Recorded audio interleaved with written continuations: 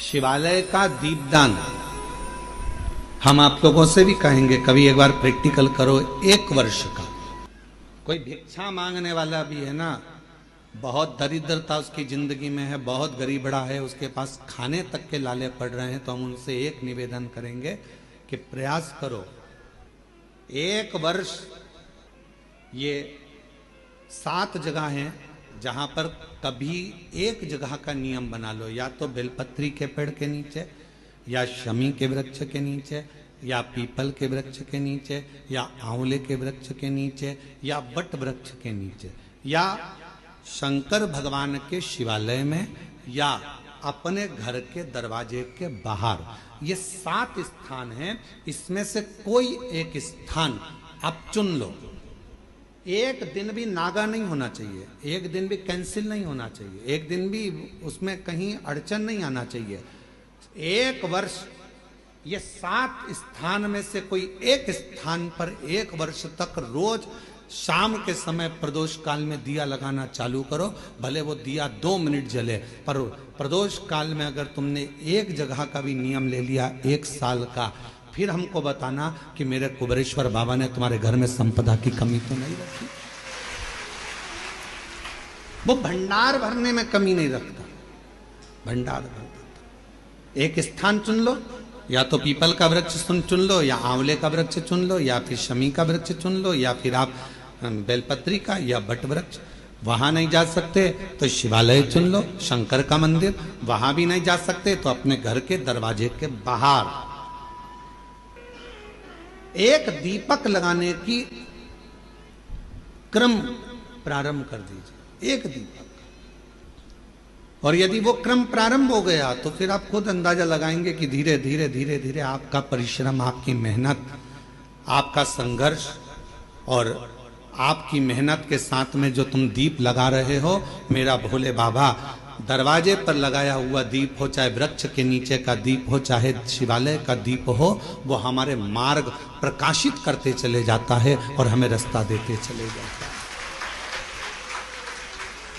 7 स्थान में से कोई सा भी एक स्थान चुन लो कि 1 साल तक मैं यहां दिया लगाऊंगी, 1 वर्ष।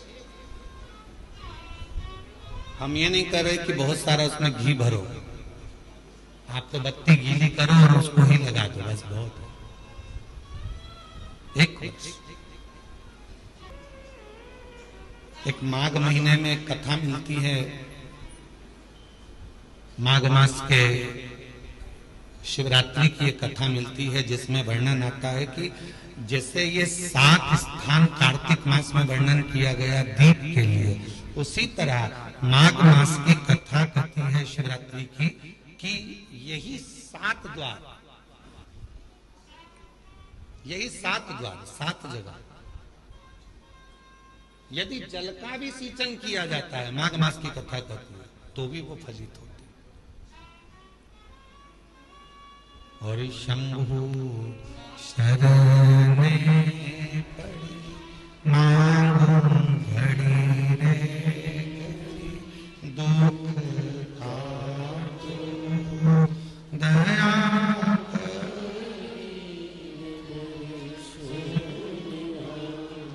ओ शंभु शरण मां घड़ी रे,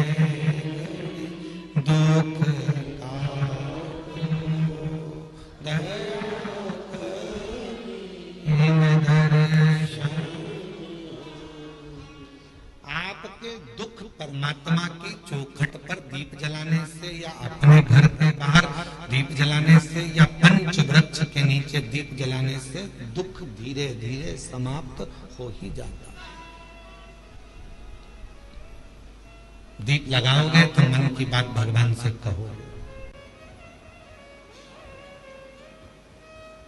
दीप लगाओगे तो मन की बात भगवान से कहोगे, प्रार्थना करो। आज के जितने त्योहार हैं केवल गिफ्ट के हो गए, केवल गिफ्ट के त्योहार। पापा ने क्या दिलाया बच्चों को? ये कपड़ा तक नहीं दिलाया त्योहार पर। करवा चौथ का व्रत था, मेरी बेटी को एक साड़ी तक नहीं दिलाई। दामाद तुमने केवल गिफ्ट से प्रेम रह गया। केवल लेन देन से प्रेम रह गया। पहले कुछ नहीं होता था, कुछ भी नहीं। किसी किसी के घर में तो धन भी नहीं होता था, तो भी निभता था परिवार, निभता था। अभी एक बहन उसका घर में कुछ भी नहीं था, कुछ भी। उसने अपने पड़ोसी से कहा कि मेरा छोटा सा झोपड़ा है, टूटा हुआ घर है, मेरा छोटा सा झोपड़ा टूटा घर। हमारे यहाँ तो कोई मूर्ति खरीद कर लाएंगे लक्ष्मी जी की या देवता की, तो वो पैसे भी नहीं।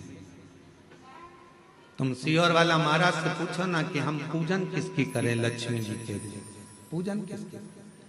उसकी पड़ोसन से उसने कहा तो पड़ोसन ने फोन लगाया सीहोर कुबरेश्वर धाम। आशीष हमको बोले कि गुरुजी, उन्होंने पूछा ना हमारे पास में चढ़ाने का कुछ है, ना लगाने का कुछ है, ना हम हमारे घर को ज्यादा पोस सकते हैं, गाय के गोबर से लीप दिया है, हम किस चीज की पूजन करें। तो हमने आशीष से कहा उनके घर में कुछ नहीं होगा, झाड़ू जरूर होगी, आप उनसे बोल दो दिवाली पर झाड़ू की पूजन कर ले, लक्ष्मी टूट मांग कर। उस बूढ़ी माँ ने अपने पति के साथ झाड़ू की पूजन कर, उसमें भी तो लक्ष्मी बसती है। ढेर संपदा होगी तो भगवान रीझेगा, ये शिव पुराण कभी नहीं कहते। करोड़ों का धन होगा तो भगवान रीझेगा, ये पुराण नहीं कहते। दूसरे रीझ जाएंगे तुम्हारे करोड़ों के धन के चक्कर। कोई सेठ जी आए, आओ साहब हम तुम्हारी पूजन कराते हैं, आओ साहब हम तुम्हें दर्शन कराते हैं, आओ साहब। क्यों? सेठ जी जाएंगे तो 500 का लिफाफा दे जाएंगे। सेठ जी के पीछे दुनिया फिर सकती है, परमात्मा नहीं। भगवान को सेठ से मतलब नहीं है, वो तो खुद सांवरिया सेठ है। धन से दुनिया खुश हो सकती है, मेरा महादेव कभी धन से खुश नहीं हुआ। मेरा महादेव तो एक लोटा जल और तुम्हारे मन से प्रसन्न होगा। आज पूरी दुनिया हम पर उंगली उठाती है, आज पूरी दुनिया हम पर ताने कसती है, आज पूरी दुनिया हमको गाली देती है। क्यों? क्योंकि सीहोर वाले महाराज ने शंकर जी की पूजन को इतना सरल कर दिया कि दुनिया के लोग कहीं नहीं जाते, केवल एक लोटा जल लेकर शिव जी के पास पहुंच जाते, और दुनिया के लोगों का दुख मिट गया, तकलीफ मिट गई। इतने पत्र आते हैं रोज, यहाँ दर्शन करने वाले आते हैं, उनका काम हो जाता है तो यहीं पर पत्र लिखकर ऑफिस में जमा कर जाते हैं। जितने लोग आते हैं, कई लोग आप में से भी ऐसे आए हैं कि वो पत्र लिखकर ऑफिस में दे जाते हैं, भैया हमारा पत्र है, बाबा ने हमारी पूर्ण कर दी, हमारी झोली भर दी। महाराज पढ़े चाहे नहीं पढ़े, ये पत्र ऑफिस में जमा करो, जो कमरा बनेगा उसमें ये पत्र रखाएगा कि मेरे बाबा ने मेरे ऊपर ये कृपा करी है। भैया मैं आई थी, बाबा ने इतनी करुणा करी। पत्र लिखकर लोग ऑफिस में देकर जाते हैं। शिव पूजन को लोग डरते थे, उसको सरल शिव पुराण ने कर दिया, सीहोर वाले महाराज ने। लोगों ने विचार करा था इतना पूजन में इतना विधान लगता है, इतना धन लगता है, इतनी दौलत लगती है, इतनी संपदा लगती है, और शिव पुराण कहती है पूजन में केवल मन लगता है। आप जितने लोग शिव महापुराण की कथा सुनने के लिए आए हो, हृदय से कथा श्रवण करने के लिए आए, हृदय से, दिल से सुना, मन से सुना।